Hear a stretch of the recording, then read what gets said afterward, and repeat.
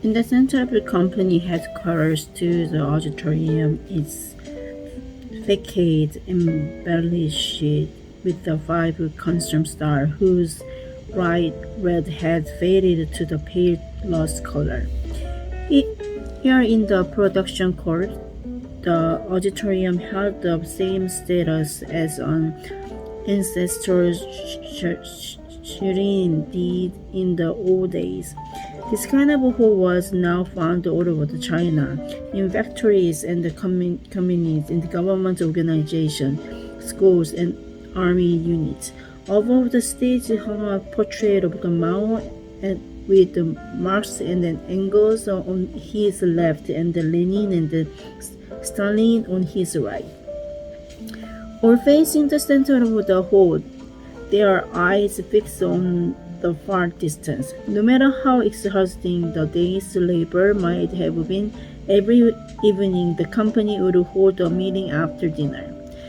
A beneath of the stark light of the mercury vapor lamp, 240 workers and their families would spend their stools across the floor and listen as a political instructor gave an ideal report analyzing political developments on the national level.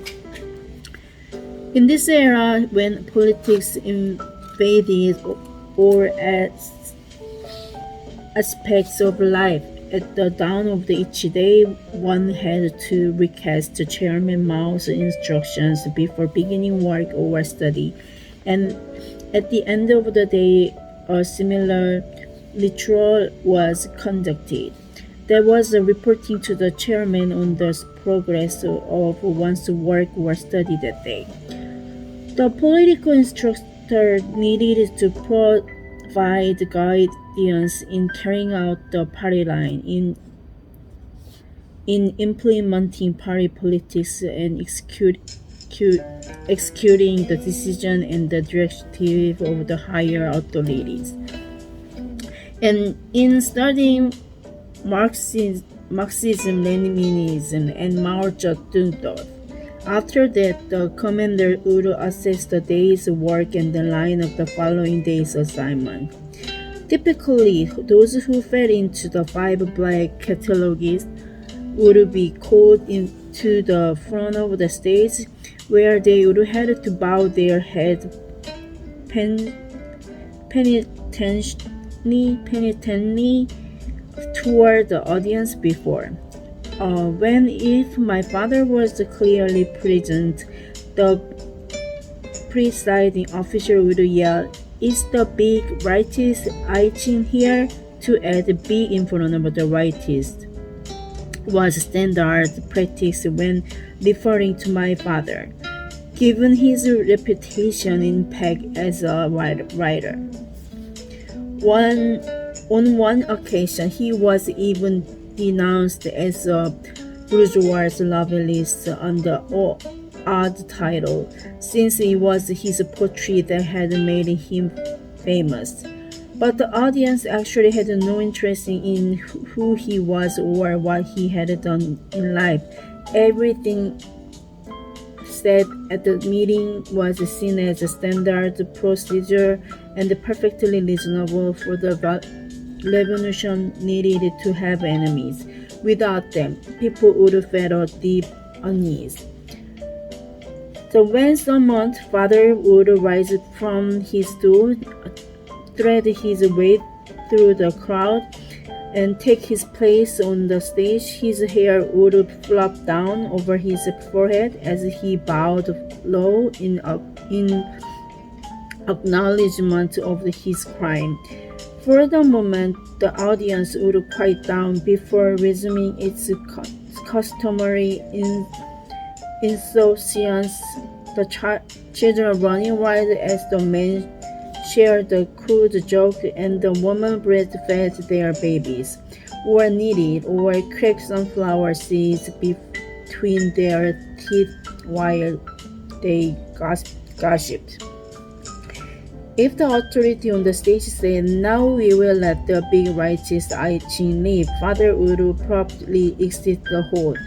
He would never know in advance if he would be dismissed. He would never know in advance if he would be dismissed. It all came down to whether or not there was a latest directive from the chairman Mao to share with this audience. If there was, people like father were not allowed to be present. In the early years of the Cultural Revolution, almost every day or every night there were directives from the chairman Mao to transmit.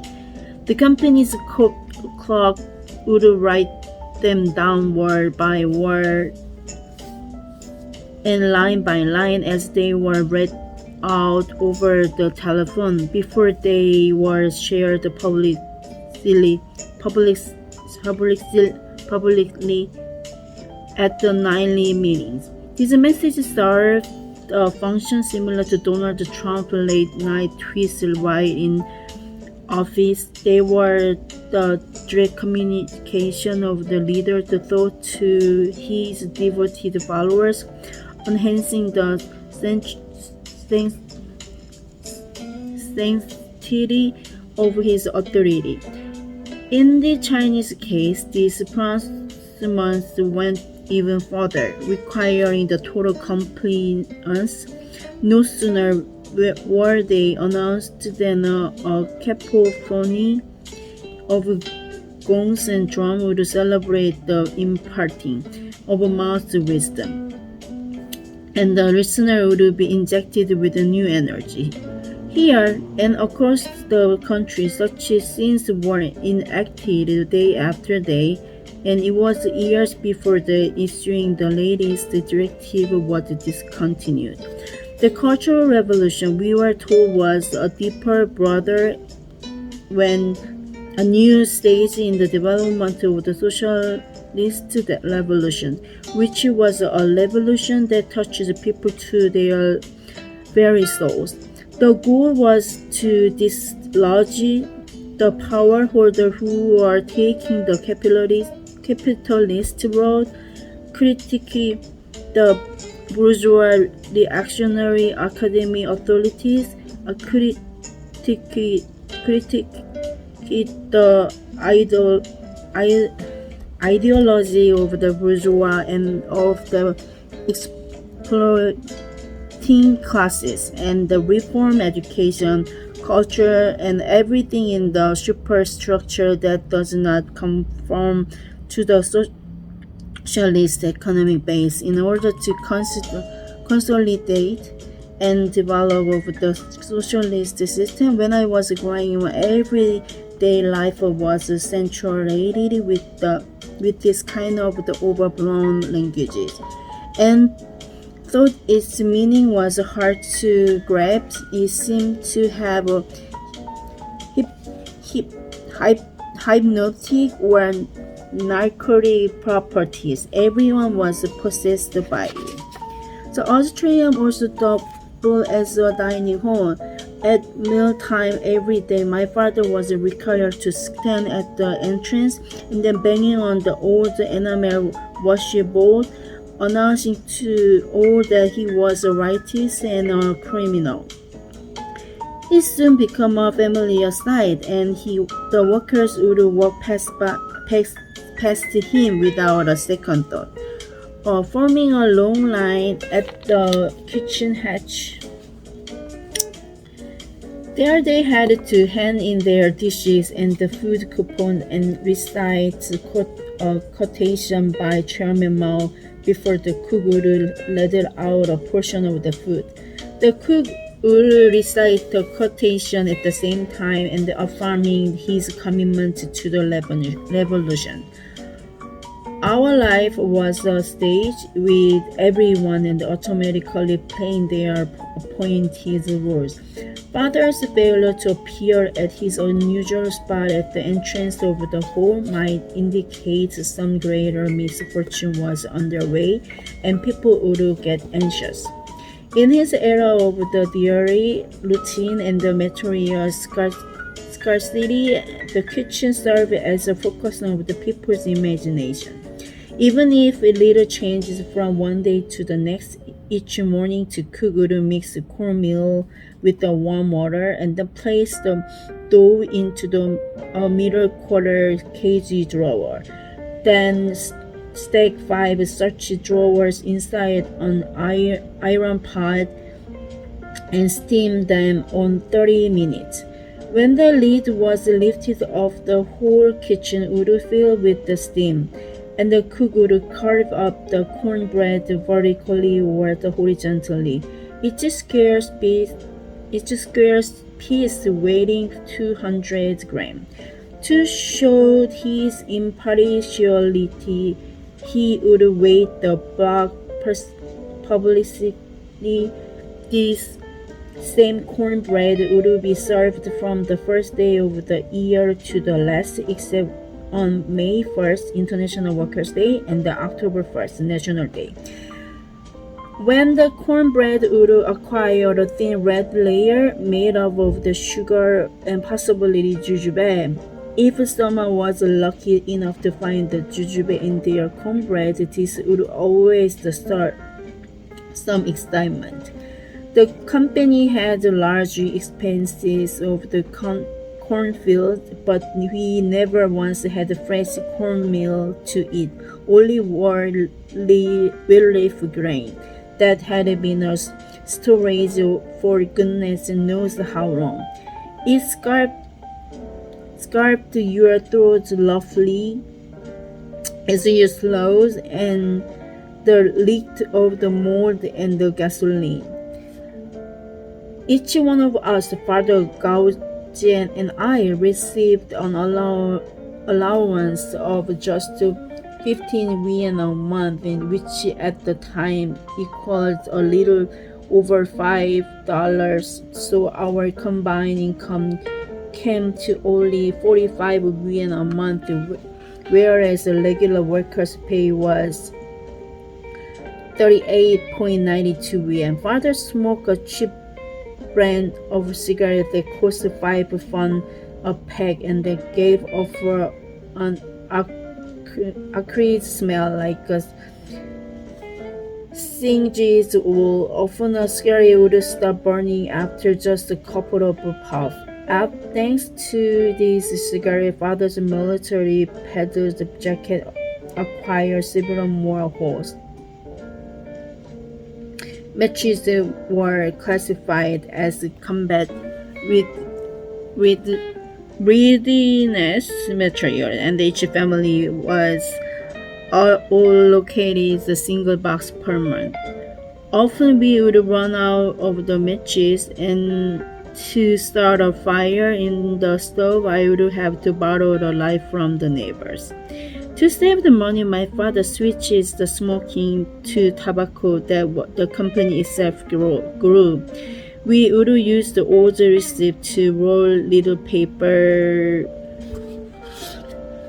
cylinders into which we would pour combo tobacco leaves until they were stuffed full. Every evening, I would have the father roll some 20 cigarettes and then store them neatly in a blue and white china jar that had somehow managed to escape the destruction during the Red Guard raids of our former home. The handle and managed store them neatly in a blue and white china jar and that had somehow managed to escape destruction during the Red Guard raids on our former home.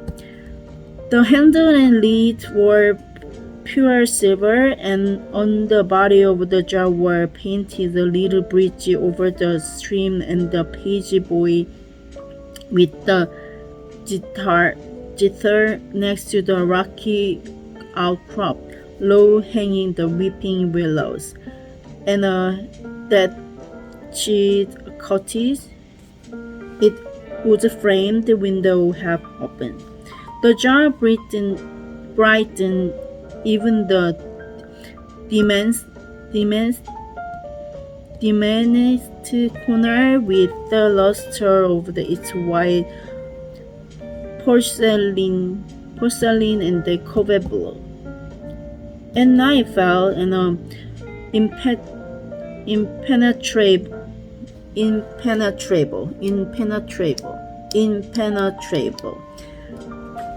As the night fell on the impenetrable darkness descended on the wheat fields outside, the incense kept up the constant drone. Father and I would sit on the either side of our little table, the oil lamp casting our shadow, one big, one small, one on the wall behind us.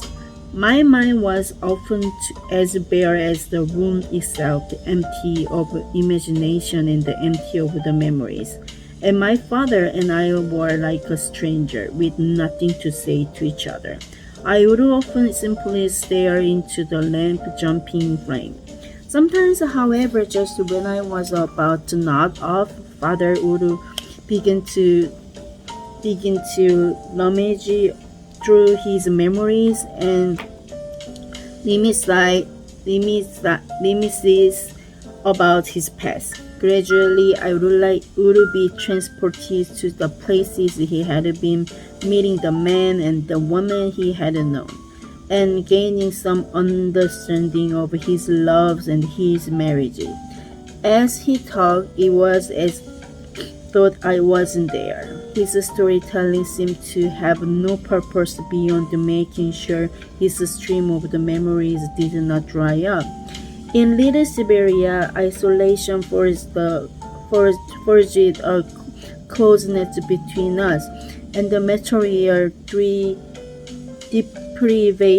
deprivation brought with it different kind of plenty, shaping the outline of my life to come.